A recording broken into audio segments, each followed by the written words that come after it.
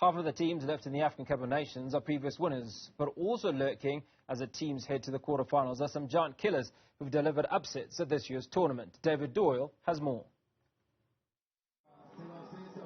Many heavyweights at the Africa Cup of Nations have already tumbled out of the competition.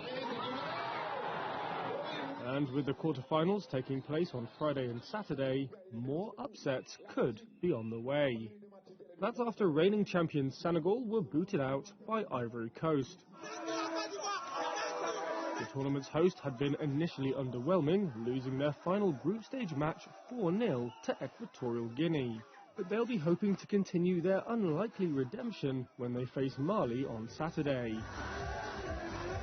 Also gone, World Cup semi-finalists Morocco. They were dumped out of the contest by South Africa on Tuesday in a shock 2-0 loss. Both Ivory Coast and South Africa are among 4 previous Afcon champions left in the competition, though for the latter their last and only win was in 1996. For Democratic Republic of Congo, it's even longer. They lifted the trophy 50 years ago, when the country was still known as Zaire. That leaves Nigeria, with 3 past triumphs, the last in 2013, the current favourites. But to progress further, they need to get past what could be a tricky encounter on Friday against Angola, who beat Namibia 3-0 in the round of 16. For the bigger teams, there are still giant killers lurking. DRC will be far from confident of success when they meet Guinea in Abidjan on Friday. South Africa will be wary of Cape Verde on Saturday. With a population of around 600,000, it's the smallest country at the 2014 tournament. But the Blue Sharks have never looked out of place and beat Ghana in the group phase. The weekend's winners advance to the semi-finals next Wednesday, with the final in Abidjan on February the 11th. To catch up with Afcon action on and off the pitch, a football journalist, Yaw Ampofo-Ankrah, joins us from the host nation city of Abidjan. Yeah, I appreciate your time. Thanks so much for speaking to us on Africa Today. It's been described as a tournament in which the minnows have made many shock or given shock results. What's your take on the tournament so far? Hi, Hugo. Good evening. Yes, you're right. Big shocks, big upsets. And if that continues, then it's not good news for the big teams left in the competition, notably, the host nation, Ivory Coast, Nigeria, South Africa, previous winners. If the trend continues, they've got to be very careful. But I think all the big teams have now woken up to the realization that, hey, we're not going to get anything cheap. There's not going to be any easy matches going forward, and they need to prepare well. And for South Africa versus Cape Verde, that is going to be a cracker of a game. The winner of that game psychologically will think, come on, what else? Let's go out and win the cup. It will be interesting to see how Cape Verde cope with South Africa's speed and counter-attacking play. Interestingly, Cape Verde almost play a similar type of game. They're very physical as well. So that game promises to be very interesting. Nigeria are looking like the big boys. After stuttering to a draw against Equatorial Guinea, they've picked up and they've looked quite mean. They look quite menacing against Cameroon. The question is, can any team face up to the intimidating play of Nigeria? We wait to see. Morocco are out. They were favorites. Senegal are out. They were favorites. Ghana obviously underperformed previous winners. And indeed, all the North Africans are out of the competition. Previous winners, Algeria, Tunisia hosted them one in '94. They're also out. So it kind of looks like this tournament could see a new champion if the old guard do not sit up and realize that they're all being booted out. If they do, then a lot of people are betting on Ivory Coast going all the way, Nigeria perhaps, and South Africa if they're able to beat Cape Verde. So yeah, let's focus on a couple of things. The first thing is South Africa's chances. Now, you have to go back to 1996, where South Africa has performed similarly to what they've done now. And in that process, they also beat Morocco. And Hugo Bruce, who's the South African coach, spoke to a pattern that's occurring in Afcon 2023, where the minnows or the underdogs are seemingly doing the most. So how do you rate South Africa's chances? Look, against Morocco, everybody sat up now and realized that South Africa is not just about running and, counter-attacking football. They were very smart and clever against the Moroccans and hit them on the break. They could have had more goals. And if they continue on that path, who knows how far they can go. I think the refreshing thing about the performance was mentally, they were very tough right from the beginning, right from the start to the end. They believed they could win. And so 2-0 in the end, I mean, if you didn't watch the match, you'd be shocked. But I think they deserved to win. They waited, took their chances. Yeah, rode their luck a little bit, penalty missed. But you can't say South Africa didn't play a game in which they deserved to win. And tactically, they would have the edge against Cape Verde. I think that Hugo Bros has a bit more experience. He's wily. He's known on the African continent. He knows his way around. And I think he has that experience and advantage over Cape Verde. And that could be the key. If he gets his tactics right, South Africa should be sailing through to the semi-finals. They've got a very, very big chance indeed. And I don't think they will underrate Cape Verde. Having played Morocco the way they did, I think they will give Cape Verde respect and probably do the business when they have to. We can't end the conversation without talking about Ivory Coast.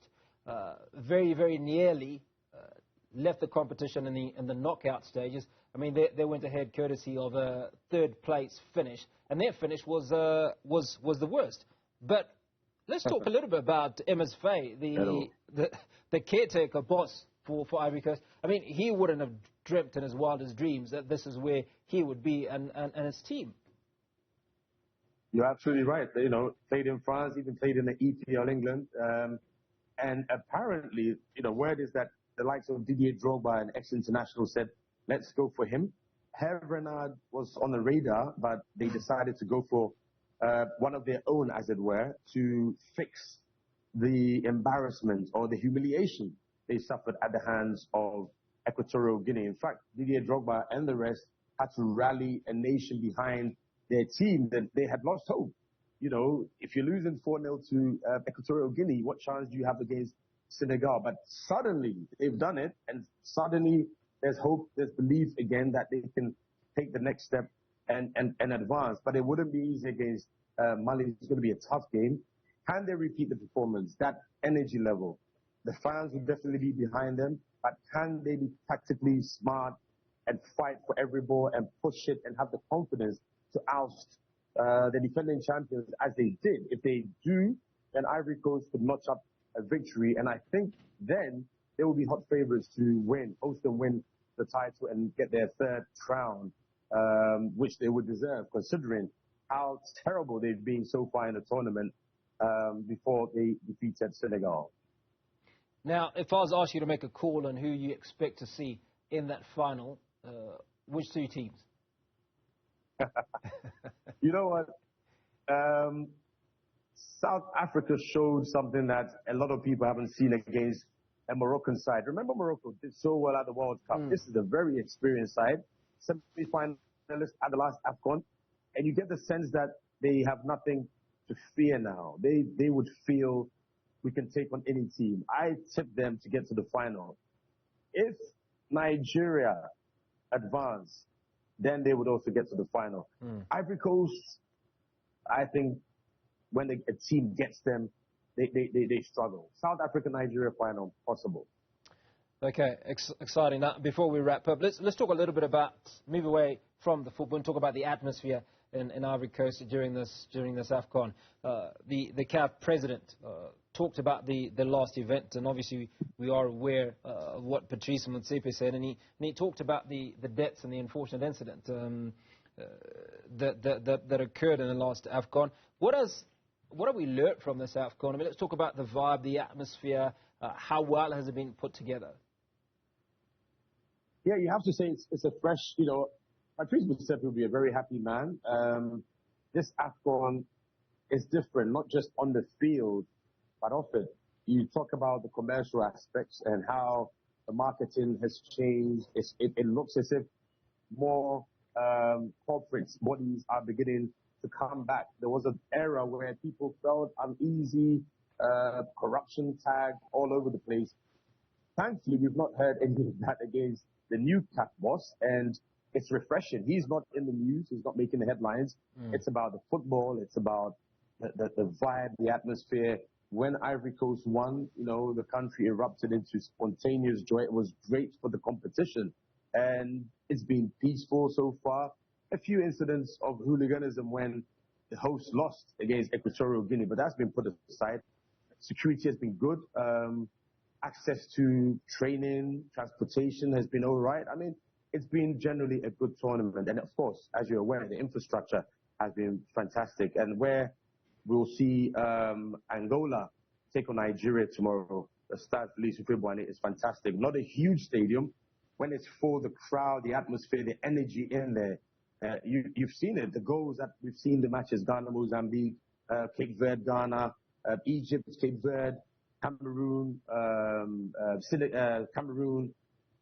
Nigeria. That stadium has produced some fantastic games, and I think it will continue.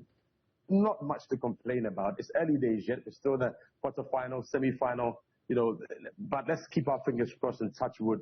This so far is looking like one of the most exciting tournaments we've had in recent times. Now, as we wrap, a tournament like Afcon always offers an opportunity for young talent, or talent nonetheless, to be discovered by the scouts. For you, have there been any surprise performances by any of the players that have participated in this Afcon tournament? Yeah, I think Kudus Mohammed was expected to do so well, but obviously out, of the competition early, so he's not been able to do that. But you have to also look at the Cape Verde team. Apart from their captain, Costa Lopez is one player that has stood out. The goalkeeper for Mauritania, his mistake perhaps cost them. He gave away a penalty. But these are young players who are experiencing AFCON for the first or second time, and a lot of hope and optimism about their potential for the next years coming. It's no more about the big boys from Nigeria or Ghana or Ivory Coast or Senegal. These are the countries that are making it exciting with the young new players, and hopefully we'll see more of that towards the final as well. Yeah, I appreciate you speaking to us, and trust you'll enjoy what's left of this tournament.